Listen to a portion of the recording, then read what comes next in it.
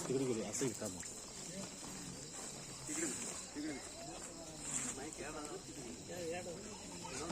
हाय Moore बघ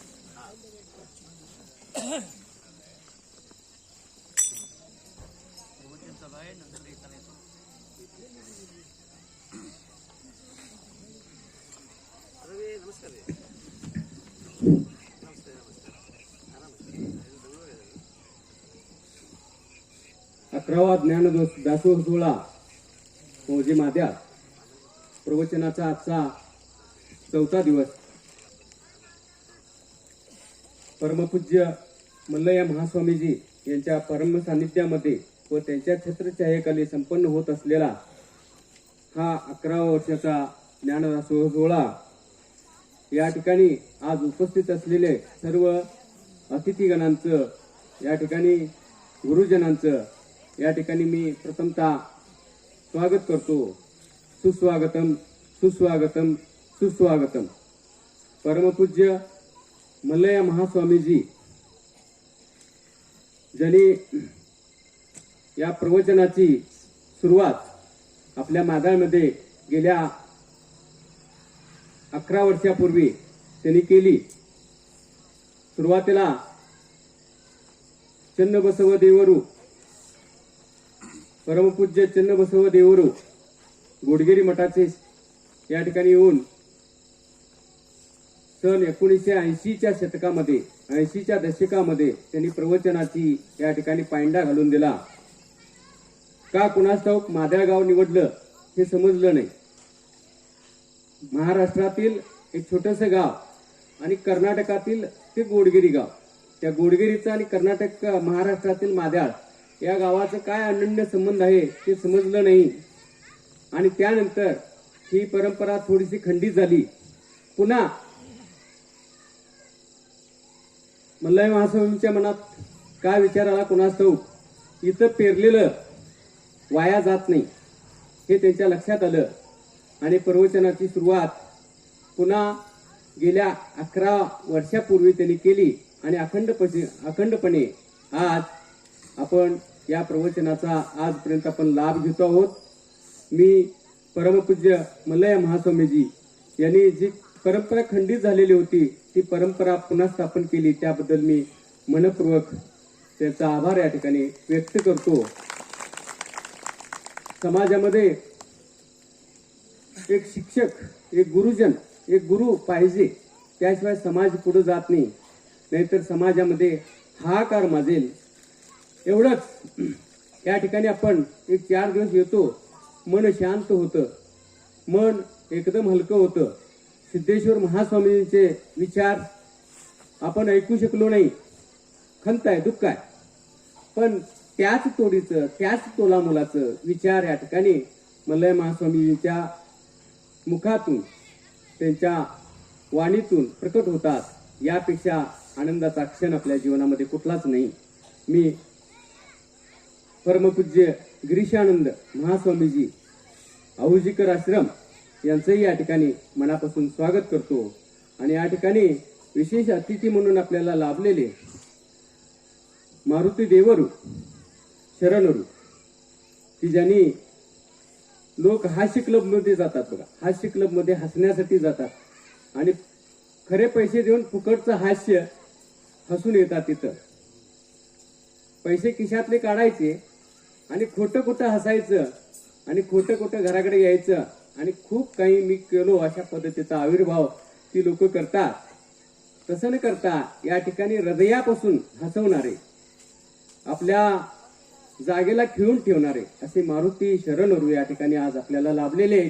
आणि त्याचबरोबर देवी आराधक परमपूज्य दादाजी महाराज यांची देखील या ठिकाणी उपस्थिती लाभलेली आहे. मी सर्वांचं पुन्हा एकदा या ठिकाणी स्वागत करतो आणि परमपूज्य मल्लय्या महास्वामीजी यांना मी विनंती करतो की त्यांनी या गावाच्या वतीनं सत्कार त्यांचा स्वीकारावा. मी अनन्या या विद्यार्थिनीला विनंती करतो की तिने येऊन या ठिकाणी मल्लय्या महास्वामीजी यांचे या ठिकाणी स्वागत करावं.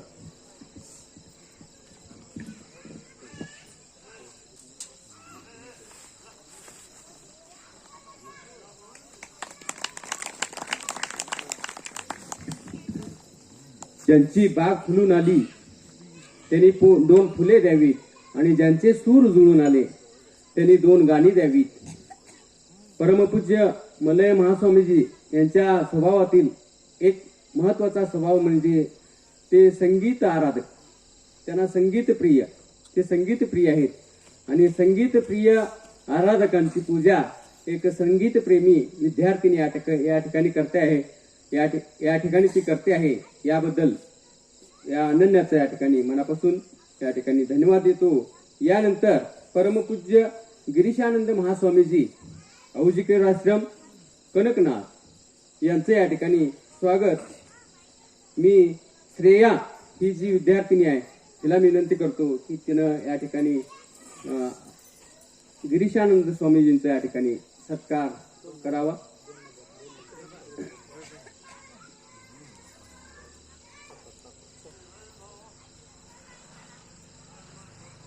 लहानपण देगा देवा मुंगी साखरेचा रवा ऐरावत रत्ने थोर परी अंकुशाचा मार. संत तुकारामाने सांगितलेलं वचन लहान मुलं देवाना आणि संतांना खूप आवडतात आणि या गावची परंपरा, या प्रवचनाची एक परंपरा आहे. लहान मुलांच्या हातून किरिय कैंदा हिरिय तेलगे मालार्पणे माडो ही परंपरा. यानंतर परमपूज्य या ठिकाणी मारुती शरणरू या ठिकाणी उपस्थित आहेत. आजचा गेस्ट प्रवचनकार असं म्हटलं तरी त्यांना चालेल. आजचा हा दिवस त्यांच्यासाठी आहे आणि खूप चांगल्या पद्धतीनं तुमचं या ठिकाणी अध्यात्मातून, हास्यातून अध्यात्माने प्रवचन आणि तत्वज्ञान हे खूप चांगल्या पद्धतीनं सांगणारे प्रवचनकार आपल्याला लाभलेले आहेत. मारुती देवरू यांचं स्वागत करण्यासाठी मी शिवानंद नावाचा विद्यार्थी, गोडगिरीहून आलेला एक विद्यार्थी आलेला आहे. शिवानंद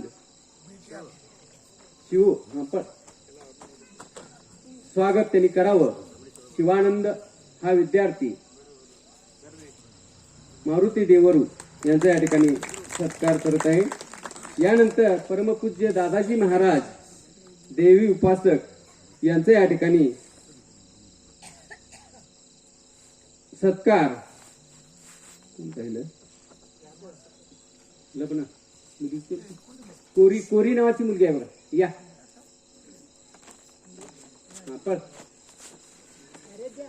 आराध्या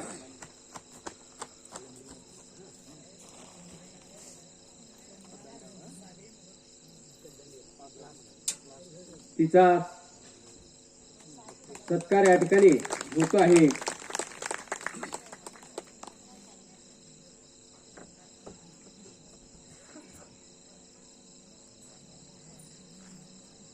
हेची दान देगा देवा तुझा विसर न व्हावा.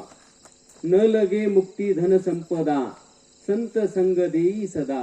संत संग देई सदा हेची दान देगा देवा. तुका म्हणे गर्भवासी घालावे आम्हासी. तुका म्हणे गर्भवासी घालावे आम्हासी हेची दान देगा देवा. अशा पद्धतीनं संत तुकारामाने संतांच्या संगतीचं या ठिकाणी खूप सुंदर अशा पद्धतीनं वर्णन केलेलं आहे. संतांच्याकडून होणारी जी समाजी सेवा आहे किंवा संतांच्याकडून होणारं जे स्वच्छता आहे ती स्वच्छता इतर कुठल्याही व्यक्तीकडून होत नाही. आणि असं हे संतांनी या ठिकाणी वचन म्हणजे पुन्हा पुन्हा मला जन्मास घातलं तरी चालते पण संतांचा सहवास मला लाभू दे. आजचा जो विषय आहे तो विषय मतिगे मंगल वावधू. मतिगे मंगल विविध यावधू वावधू उत्तम संगा. उत्तम संगा प्रश्नचिन्ह आहे. मतिगे मंगल विविध वावधू प्रश्नचिन्ह आहे आणि त्यानंतर उत्तम संगा. संघ जैसा संघ वैसा रंग म्हणतात बघा. रंग चढतोय आपल्याला. संघ जशी असते तशा पद्धतीनं रंग चढते माणसाला. आणि म्हणून कुठल्याही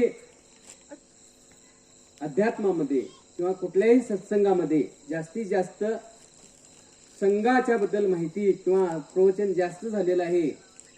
म्हणजे कुठलाही मुलगा किंवा कुठलाही विद्यार्थी, कुठलाही माणूस दारूची बाटली हातामध्ये घेऊन जन्माला येत नाही किंवा गुटख्याची पुडी हातामध्ये घेऊन जन्माला येत नाही. तो जन्माला येतो अगदी एका गंगेच्या पाण्याप्रमाणे स्वच्छ आणि निर्मळ असं त्याचं मन असतं. पण हळूहळू बदलतो कसा तो, हळूहळू कसा बदलतो, जसा रंग चढतो तशा पद्धतीनं, संग जशी चढते त्याला तशा पद्धतीनं त्याचा रंग चढतो. आणि मग हळूहळू आपल्याच डोळ्यामध्ये आपणच बोट खुसून घेतो आणि नंतर मग पश्चाताप होतो. तेव्हा ही वेळ येऊ नये म्हणून याच्यासाठी संगत चांगली असावी लागते. आणि ती संगत चांगली येण्यासाठी आपल्याला काय करावं लागेल, या ठिकाणी निर्जिगुण शिवयोगी यांचे हे एक विचार या ठिकाणी घेऊन आजचा दिवस आपल्याला प्रवचनातून पुढे जायचं आहे. मतिगे मंगल वावधू उत्तम संगा, हे जे जटिल असा जो प्रश्न आहे किंवा जटिल असं जे एक विधान आहे, त्या विधानाला सोडवतील परमपूज्य हा ठीक आहे.